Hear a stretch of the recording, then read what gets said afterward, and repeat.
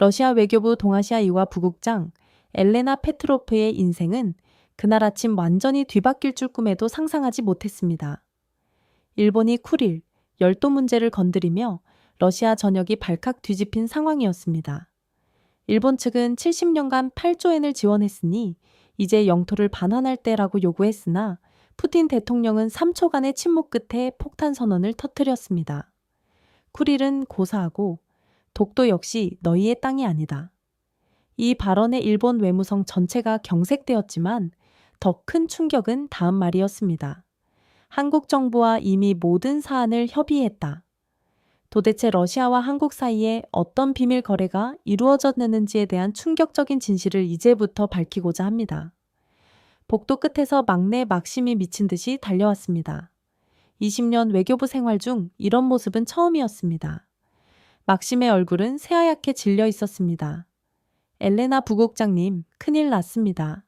푸틴 대통령께서 지금 독도가 한국 땅이라고 공식 선언하셨습니다. 순간 심장이 멎는 것 같았습니다. 제가 동아시아 담당인데 이런 중대 사안을 몰랐다는 것은 불가능한 일이었습니다. 회의실 TV 화면 속 푸틴 대통령의 얼굴은 늘 그렇듯 무표정했지만 그의 입에서 나오는 말은 그 자체로 폭탄이었습니다. 러시아는 오늘부로 독도에 대한 공식 입장을 천명한다. 독도는 역사적, 지리적, 국제법적으로 명백한 대한민국의 고유 영토이다. 누군가 나지막이 중얼거렸습니다. 미쳤어. 저 역시 같은 생각이었습니다. 끓는 커피 잔을 든 손이 떨렸고 뜨거운 커피가 쏟아졌지만 고통조차 느끼지 못했습니다. 대통령은 이어 선포했습니다. 러시아 태평양 함대는 향후 독도 인근 해역의 자유항행을 전적으로 보장할 것이며 그 어떤 국가의 도발도 용납하지 않을 것입니다. 세르게이 국장님은 의자에서 벌떡 일어났습니다. 30년 경력에 노련한 외교관인 그의 목소리마저 떨리고 있었습니다. 이건 선전포고입니다. 도대체 왜 우리가 한국을 위해 일본과의 모든 협상을 날려버리면서까지 이런 결정을 내린 것입니까? 그때 제 휴대전화가 폭발하듯 울렸습니다. 일본 외무성 타나카 국장이었습니다. 페트로프, 당장 설명하시오. 이게 무슨 짓이오? 그의 목소리는 거의 비명에 가까웠습니다. 타나카 씨, 저도 방금 거짓말 마시오. 당신들이 우리를 속였어. 쿠릴 열도 협상은 전부 연극이었군. 전화기 너머로 들리는 고함 소리에 저는 할 말을 잃었습니다. 저 역시 이 모든 상황을 전혀 알지 못했기 때문입니다. 타나카 국장은 24시간 내로 해명하지 않으면 모든 경제 협력을 중단하겠다고 위협한 뒤 전화를 끊었습니다. 사무실은 이미 전쟁터를 방불케 했습니다. 베이징, 평양, 서울, 워싱턴에서 항의와 문의 전화가 빗발쳤습니다. 모두가 이유를 물었습니다. 왜? 도대체 왜? 막심이 떨리는 목소리로 보고했습니다. 선배님, 한국 외교부에서도 놀랐답니다. 그들조차 몰랐다는데요. 한국조차 몰랐다니 이는 정말 푸틴 대통령의 독단적인 결정이었다는 말인가? 솔직히 고백하자면 저는 한국을 경시해 왔습니다. 미국 없이는 아무것도 할 수 없는 작은 반도 국가, 일본의 아류라고 치부했죠. 제 책상 서랍에는 일본이 제공한 다케시마 자료가 가득했고 당연히 일본의 이름의 주장이 옳다고 믿었습니다. 강한 자가 이기는 것이 외교의 진실이라 여겼기 때문입니다. 그런데 푸틴 대통령은 왜 무엇이 그를 움직였을까? 그때 세르게이 국장님이 저를 불렀습니다. 그의 손에는 크렘린궁 직인이 찍힌 붉은색 비밀 문서 봉투가 들려 있었습니다. 방금 대통령 비서실에서 왔네. 엘레나, 너만 보라고 했다. 제 이름이 적힌 봉투를 받으며 손이 떨렸습니다. 안에는 단 한 줄의 지시가 적혀 있었습니다. 오늘 오후 4시 크렘린궁 지하 문서고 혼자 오시오. 서명은 없었지만 그것이 푸틴 대통령의 최측근이자 전설적인 KGB 출신인 드미트리 볼코프의 지시임을 알 수 있었습니다. 갑자기 등골이 서늘해졌습니다. 이것은 단순한 외교 결정이 아니었습니다. 훨씬 더 크고 깊은 비밀이 숨어 있었고 그들이 하필 저를 선택한 이유가 분명 있을 것이었습니다. 크렘린궁 지하 문서고로 향하는 발걸음은 무거웠습니다. 무거운 철문 앞에서 검은 정장의 사나이가 기다리고 있었습니다. 바로 드미트리 볼코프였습니다. 그는 푸틴의 그림자라 불리는 인물이었습니다. 페트로프 동지, 기다렸소. 그가 낡은 소련식 호칭을 사용하자 왠지 모를 소름이 돋았습니다. 왜 저를 부르신 겁니까? 따라오시오. 곧 알게 될 거예요. 어둡고 차가운 복도를 따라 걸어 마침내 작은 방에 도착했습니다. 테이블 위에는 먼지 쌓인 파일들이 놓여 있었습니다. 저는 문득 15년 전 제가 처음 동아시아 담당이 되었을 때의 기억을 떠올렸습니다. 당시 상사는 엘레나, 아시아에서 중요한 나라는 딱 두 나라, 중국과 일본뿐이다. 나머지는 그냥 덤이다. 라고 말했습니다. 저는 그 말을 철석같이 믿었고 특히 일본에 대해 더욱 그러했습니다. 1990년대 러시아가 무너졌을 때 일본 기업들이 들어와 돈을 풀고 일자리를 만들었지만 한국은 눈에 띄지 않았습니다. 도쿄 대사관에서 3년간 근무하며 독도를 다케시마라 부르며 당연하게 자기네 땅이라 주장하는 일본의 자신감을 보았고 강한 자가 옳다고 생각했습니다. 반면 일본 대사관에서 만난 한국 외교관들은 독도 이야기만 나오면 감정적으로 격앙되었고 저는 속으로 작은 나라가 왜 저렇게 과민 반응을 보이나 비웃곤 했습니다. 집에서는 딸 소피아가 K-팝 뮤직비디오에 열광했습니다. 엄마, BTS 알아요? 전 세계가 열광하고 있어요. 저는 그런 싸구려 음악은 그만 듣고 차라리 차이콥스키를 들어라 라며 핀잔을 주었습니다. 소피아는 엄마는 너무 구시대적이에요. 한국이 얼마나 멋진 나라인지 라고 반박했습니다. 우리는 늘 이런 식으로 충돌했습니다. 소피아는 한국을 동경했고 저는 한국을 경멸했습니다. 이것을 보시오. 드미트리가 저의 회상을 깨뜨렸습니다. 첫 번째 파일을 열자 1998년이라는 날짜가 보였습니다. 러시아가 루브라 폭락과 국가부도 직전에 몰렸던 최악의 경제 위기 상황이었습니다. 당시 신입이었던 저는 매일같이 외국 기업들이 짐을 싸서 도망가는 모습을 목격했습니다. 드미트리가 펼친 문서에는 철수한 기업 명단이 담겨 있었습니다. 미국, 영국, 프랑스, 독일, 심지어 일본 기업들까지 대거 빠져나갔습니다. 그런데 이상하게도 한국 기업들이 명단에 없었습니다. 남았네요. 그뿐이 아니오. 드미트리가 다른 문서를 펼쳤습니다. 삼성, LG, 현대, 대우 등 한국 대기업들의 내부 회의록이었습니다. 거기엔 놀라운 내용이 적혀 있었습니다. 러시아를 떠나지 않는다. 어려울 때 떠나는 건 친구가 아니다. 저는 문서를 다시 읽었습니다. 믿을 수 없었습니다. 이들은 오히려 투자를 늘렸소. 러시아 직원들 월급을 자신들의 돈으로 지급했습니다. 말도 안 됩니다. 왜 그런 손해를? 드미트리가 제 눈을 똑바로 보았습니다. 그들은 말했소. 러시아는 다시 일어설 것이다. 우리는 그날까지 기다린다고. 갑자기 목이 메었습니다. 제가 그토록 무시했던 한국이 우리의 가장 어두운 시절에 손을 내밀어 주었다니. 일본은 어떻습니까? 드미트리는 코웃음을 쳤습니다. 그들은 우리 정부의 조건을 달았소. 북방 영토를 달라고. 우리가 가장 약했을 때 그들은 영토를 요구했지. 제 얼굴이 화끈거렸습니다. 제가 얼마나 어리석은 편견에 사로잡혀 있었는지 깨달았기 때문입니다. 푸틴 대통령은 이 은혜를 잊지 않았소.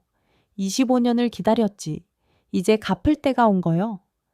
드미트리는 저를 더 깊은 곳, 철제 금고들이 줄지어 있는 방으로 안내했습니다. 그는 금고를 열고 붉은색 파일을 꺼냈습니다.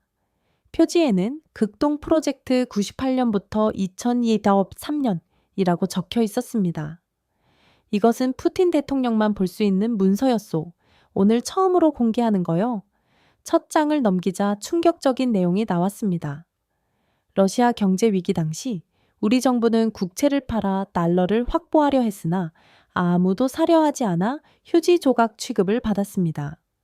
그러나 1998년 겨울 한국 기업들이 특별 기금을 조성하여 이 국채를 매입했습니다. 한국 역시 IMF 위기로 힘들던 시기였습니다. 기업 총수들이 직접 결정한 것이었습니다. 문서에는 당시 한국기업연대 회장들의 친필 메시지도 있었습니다. 어려울 때 돕는 것이 진정한 친구다. 러시아는 반드시 회복할 것이다. 저는 숨이 막혔습니다. 전 세계가 우리를 버렸을 때 작은 나라 한국의 기업들이 우리를 믿어주었다는 것입니다. 드미트리가 1999년 설날 모스크바 한 공장 사진을 보여주었습니다. 한국 기업 간부들과 러시아 노동자들이 함께 웃고 있는 사진이었습니다. 이 공장은 6개월째 월급이 밀린 상태였소. 하지만 한국 본사에서 특별 자금을 보내 러시아 직원들에게 설 보너스까지 지급했지. 첨 메이온터 2008년 글로벌 금융위기 때도 마찬가지였습니다. 새로운 파일에는 러시아가 다시 흔들렸을 때 한국 기업들의 행보가 기록되어 있었습니다. 삼성은 러시아 공장을 오히려 확대했고 LG는 신규 채용을 늘렸습니다. 현대차는 상트페테르부르크에 두 번째 공장을 지었습니다. 왜? 왜 그들은 계속 투자한 거죠? 드미트리가 의미심장하게 웃었습니다. 그들은 러시아의 잠재력을 봤소. 언젠가 러시아가 강대국으로 돌아올 거라고 믿었지. 그리고 한국인들은 은혜를 아는 민족이오. 6.25 전쟁 발명 당시 소련의 역할, 그들은 잊지 않았소. 드미트리는 계속 문서를 넘겼습니다. 2014년 크림반도 사태 때 서방이 러시아를 제재했을 때도 한국은 최소한의 제재만 가했으며 비공식적으로 계속 거래했습니다. 인도적 물자라는 명목으로 실제로는 러시아 병원에 필요한 의료 장비를 지원했지. 한국 정부가 눈 감아준 거요. 문서 더미는 25년간 한국이 러시아를 위해 조용히 아무도 모르게 행한 일들의 증거였습니다. 푸틴 대통령이 작년에 말했습니다. 이제 우리가 보답할 차례다. 그래서 독도를, 그렇소. 일본이 아무리 중요해도 은혜를 저버릴 수는 없지. 그것이 러시아의 자존심이요. 저는 부끄러웠습니다. 20년간 외교관으로 일하면서 이런 진실을 전혀 알지 못했고 알려고 하지도 않았습니다. 한국을 무시하는데 급급했으니까요. 페트로프 동지, 당신이 이것을 아는 첫 번째 외교관이요. 왜 하필 당신에게? 당신이 가장 한국을 싫어했으니까. 그런 당신이 변한다면 다른 사람들도 변할 거예요. 드미트리가 마지막 문서를 건넸습니다. 푸틴 대통령의 친필 메모였습니다. 한국은 말이 아닌 행동으로 우정을 증명했다. 이제 우리 차례다. 독도는 시작일 뿐이다. 시작이라고요? 그럼 앞으로 더 큰 일이 벌어진다는 건가요? 제가 알던 세계가 무너지는 기분이었습니다. 집에 있는 딸 소피아가 옳았다는 것을 깨달았습니다. 한국은 정말 특별한 나라였던 것입니다. 드미트리는 저를 KGB 시절 극비 문서실로 안내했습니다. 여기는 대통령 허가 없이는 못 들어오는 곳입니다. 이제부터 보는 것은 국가 최고 기밀이요. 낡은 철제 캐비닛에서 꺼낸 파일에는 프로젝트 코리아 98 제9주년이라고 적혀 있었습니다. 첫 페이지를 열자 흑백 사진이 나왔습니다. 눈보라치는 모스크바 1998년 위벌 31일 영하 30도의 혹한 속에서 한국 기업 직원들이 러시아 노숙자들에게 음식을 나눠주고 있었습니다. 대우 직원들이요. 그들조차 월급을 못 받고 있었는데 자기 돈으로 빵을 사서 나눠줬지. 다음 사진은 병원 침대에 누운 러시아 아이들과 한국 의사들이었습니다. 삼성 의료진이 무료 진료를 했고 약값까지 지불했습니다. 우리가 무너졌을 때, 우리 정부조차 국민을 돌보지 못했을 때 한국인들이 거기에 있었습니다. 왜 이런 일을 했을까요? 그들에게 무슨 이득이? 이득? 드미트리가 쓴웃음을 지었습니다. 그들은 이득을 바라지 않았소. 단지 옳은 일이라고 생각했을 뿐이지. 99년 1월 삼성 본사 회의록 보고서에는 러시아 철수 반대, 이유는 도덕적 책임. 우리 때문에 일하는 3만 러시아 가정을 버릴 수 없다고 적혀 있었습니다. LG 회의록 역시 당일 손실 예상액은 5억 달러. 그러나 인간적 신뢰는 돈으로 살 수 없다. 러시아와 함께한다는 내용이었습니다. 저는 눈물이 날 뻔했습니다. 대기업들이 이런 결정을 내렸을 때 주주들이 반발하지 않았나요? 한국 언론이 그들을 공격했소. 국민 세금 낭비라고. 하지만 기업들은 버텼지. 드미트리가 두꺼운 앨범을 꺼냈습니다. 2003년 모스크바 지하철 테러 당시 밤새 부상자를 치료하는 한국 의료진 사진, 2010년 마을 화재 때 한국 기업들이 보낸 구호 물자 사진 등 25년간의 기록이 수백 장 들어 있었습니다. 이런 걸 왜 공개하지 않았습니까? 한국인들이 원치 않았소. 그들은 조용히 돕는 것이 진짜 우정이라고 말했지. 마지막 봉인된 파일에는 푸틴 대통령 직인이 찍혀 있었습니다. 2022년 우크라이나 전쟁 당시 전 세계가 러시아를 제재했을 때의 기록이었습니다. 한국도 표면적으로는 제재에 동참했습니다. 문서를 자세히 보니 한국 정부는 제재를 하면서도 인도적 통로를 열어 러시아 일반 국민이 피해받지 않도록 의약품, 식량, 생필품을 지원했습니다.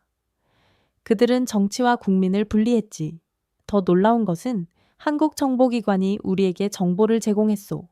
ISIS가 모스크바를 노린다는 테러 첩보였소. 덕분에 막을 수 있었지. 저는 할 말을 잃었습니다.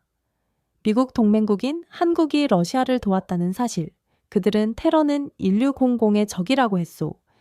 정치와 무관하게. 드미트리가 작은 상자에서 2000년 푸틴 대통령 취임 시 이건희 삼성 회장이 보낸 낡은 편지를 꺼냈습니다. 편지에는 푸틴 대통령님, 러시아는 반드시 부활할 것입니다. 그날까지 저희는 러시아와 함께 하겠습니다. 약속합니다. 라고 적혀 있었고 그 약속은 25년간 지켜졌던 것입니다. 이제야 푸틴 대통령이 왜 독도를 선택했는지 이해할 수 있었습니다. 이것은 단순한 영토 문제가 아니라 25년 우정에 대한 보답이었던 것입니다. 밤늦게 집에 돌아오자 딸 소피아가 거실에서 TV를 보며 기다리고 있었습니다. 화면에서는 여전히 푸틴의 독도 발언이 반복되고 있었습니다. 엄마, 이제 알겠지? 한국이 얼마나 대단한 나라인지. 평소 같으면 타박했겠지만 오늘은 달랐습니다. 소피아, 네가 옳았어. 엄마가 편견에 갇혀 있었단다. 저는 크렘린궁에서 보고 들은 진실, 98년 경제위기 때 한국 기업들의 헌신에 대해 설명했습니다. 소피아는 감격스러운 표정이었습니다. 엄마, 나 한국 유학 가고 싶어요. 저는 곧바로 대답했습니다. 그래, 가도 좋아. 아니, 가야 해. 제대로 배워와. 소피아는 저를 껴안았습니다. 그때 전화가 왔습니다. 세르게이 국장이었습니다. 엘레나, 내일 아침 일찍 나와. 블라디보스토크 출장이다. 푸틴 대통령의 특명이야. 한국 기업들 현장 실사팀을 네가 이끌게. 다음날 새벽 블라디보스토크행 비행기에 올랐습니다. 옆자리의 세르게이 국장은 25년 동안 이런 비밀이 있었다니 왜 이제야 공개하는 걸까? 라고 물었습니다. 때가 되었기 때문입니다. 러시아가 충분히 강해졌고 이제 은혜를 갚을 수 있으니까요. 세르게이 국장은 일본을 언급하며 코웃음을 쳤습니다. 일본? 그들이 우리를 배신한 게 한두 번인가? 98년에도 2008년에도 우리가 약할 때마다 영토를 요구했지. 하지만 한국은 단 한 번도 우리 약점을 이용하지 않았어. 비행기가 착륙할 때쯤 블라디보스토크 시내에 한글 간판이 즐비한 것이 보였습니다. 공항에 내리자 한국 기업 관계자들이 기다리고 있었습니다. 환영합니다. 저희가 20년 동안 여기서 뿌리 내렸습니다. 차를 타고 시내로 가면서 놀라운 광경을 목격했습니다. 한국 기업들이 운영하는 공장, 학교, 병원 등이 러시아 극동의 삶에 완전히 녹아들어 있었습니다.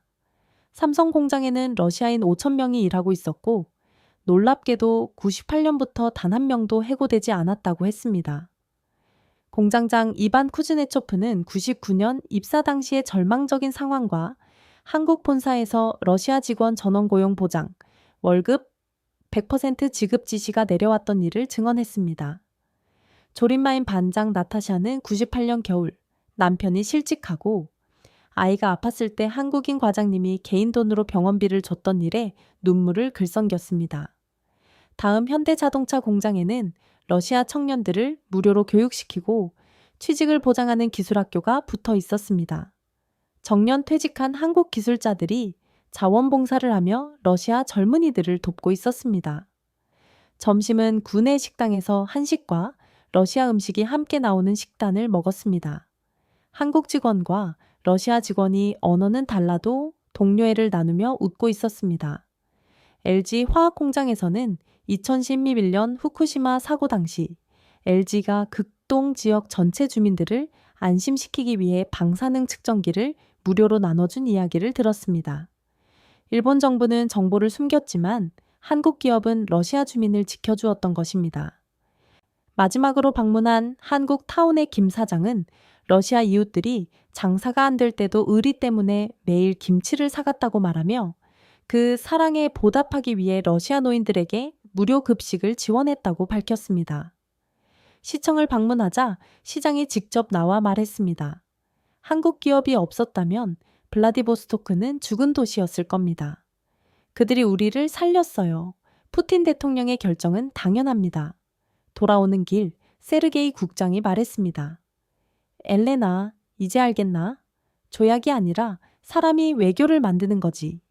모스크바로 돌아온 다음 날 푸틴 대통령과의 면담 요청이 왔습니다. 크렘린궁 집무실에서 만난 대통령은 창가에 서 있었습니다. 페트로프 동지, 블라디보스토크는 어땠소? 충격적이었습니다, 대통령님. 차를 마시며 푸틴은 20년 전 자신이 대통령이 되었을 때 국제사회가 러시아를 거지로 취급할 때 이건희 삼성 회장이 찾아왔던 일을 이야기했습니다. 이건희 회장은 대통령님, 러시아는 반드시 부활합니다. 저희가 믿고 기다리겠습니다. 라고 말했다고 합니다. 푸틴은 서랍에서 낡은 수첩을 꺼내 보였습니다. 그 안에는 한국 기업들이 경제 위기, 제재를 받을 때도 매년 빠짐없이 투자한 내역이 빼곡히 적혀 있었습니다. 2008년 금융위기에 삼성의 30억 달러 추가 투자, 2014년 크림 제재 시 현대 공장 확대, 2022년 우크라이나 전쟁에도 LG의 고용 유지가 기록되어 있었습니다. 이것이 친구요. 말이 아니라 행동으로 보여주는 것. 푸틴은 상트페테르부르크 부시장 시절이던 94년 다른 나라들이 무시했던 한국 중소기업 대표단을 만났던 일도 회상했습니다. 그들은 우리도 전쟁 폐해에서 시작했다. 러시아도 할 수 있다고 믿는다. 라고 말했다고 했습니다. 일본은 늘 영토를 요구했지만 한국은 우리를 동등한 파트너, 친구로 보았습니다. 푸틴은 저에게 한국 대통령의 친서를 보여주었습니다. 러시아와 한국은 어려움을 함께 이겨낸 친구입니다. 이제 미래를 함께 만들어 갑시다. 푸틴은 저에게 물었습니다. 페트로프 동지, 당신 딸이 케이팝 팬이라면서? 딸이 옳았소. 한국은 특별한 나라요. 당신이 너무 늦게 안 것뿐이지. 그리고 푸틴은 저를 한러 관계 특별 담당관으로 임명했습니다. 당신이 가장 한국을 미워했으니 이제 가장 잘 이해하게 되었소. 당신이 적임자요. 독도는 시작일 뿐이요. 앞으로 한국과 러시아는 더 가까워질 것이고 그 다리가 되시오. 다음 날 아침 저는 30년 만에 처음으로 한국 대사관을 찾았습니다. 화려한 일본 대사관과는 달리 소박했습니다. 박상혁 공사가 러시아 전통차를 대접하며 손님 취향에 맞추는 것이 한국식 환대라고 설명해 주었습니다. 박 공사는 한국도 독도 결정에 놀랐지만 러시아가 스스로 결정해 준 것에 감동했다고 말했습니다. 그는 한반도가 완전히 파괴되지 않았던 6개월 멤버 5 전쟁 당시의 미묘한 균형까지 언급하며 한국인에게 은혜는 잊으면 안 되는 정, 칭의 본질이라고 설명했습니다. 박 공사는 러시아 배추로 직접 담근 김치를 건네며 음식을 나누는 것이 정을 나누는 것이라고 말했습니다.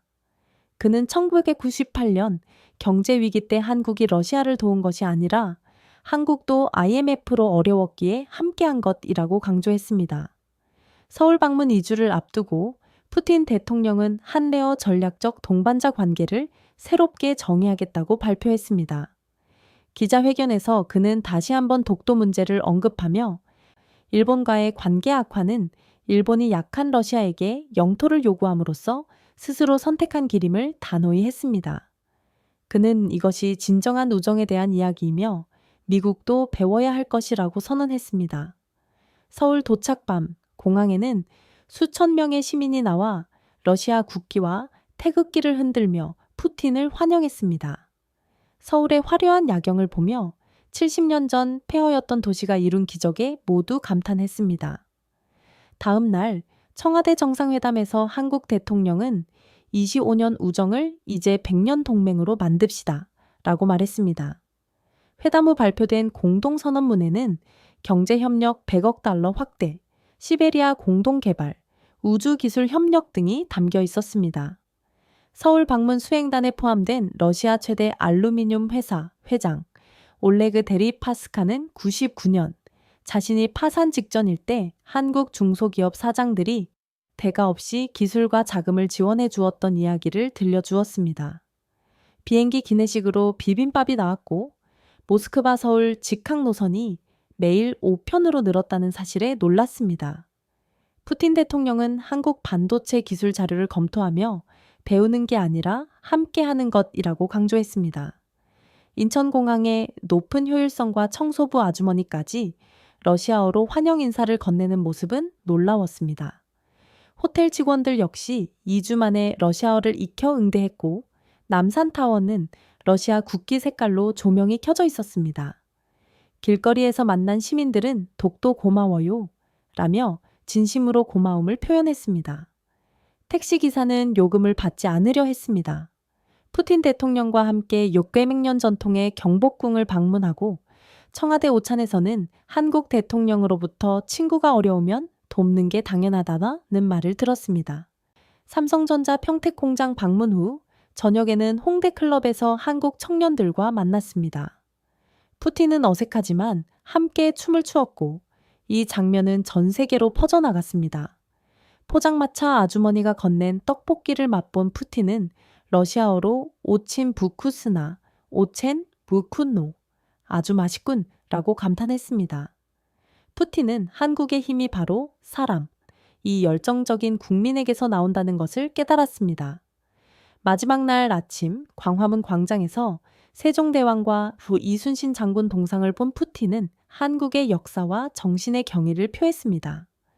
이어 판문점 비무장지대를 방문하여 냉전의 마지막 현장을 목격한 뒤 통일대교 중간에서 갑자기 차를 세우고 선언했습니다. 러시아는 한반도 평화를 전적으로 지지한다. 그리고 독도는 영원히 한국 땅이다. 그는 한국인에게 독도는 단순한 섬이 아니라 자존심이자 정체성이며 그것을 인정하는 것이 진정한 우정이라고 설명했습니다. 모스크바로 돌아온 후 푸틴은 한국과의 전면적 협력을 지시했습니다. 500억 달러 규모의 대규모 투자 협약, 매년 10,000명, 규모의 청년 교환 프로그램 등 모든 계획이 사흘 만에 결정되었습니다. 저는 25년 우정, 100년 동맹으로라는 제목의 특별 보고서를 작성했습니다. 일주일 후 저는 러시아 국영 TV 출연하여 25년간 한국이 러시아를 도왔던 숨겨진 진실을 러시아 국민에게 알렸습니다.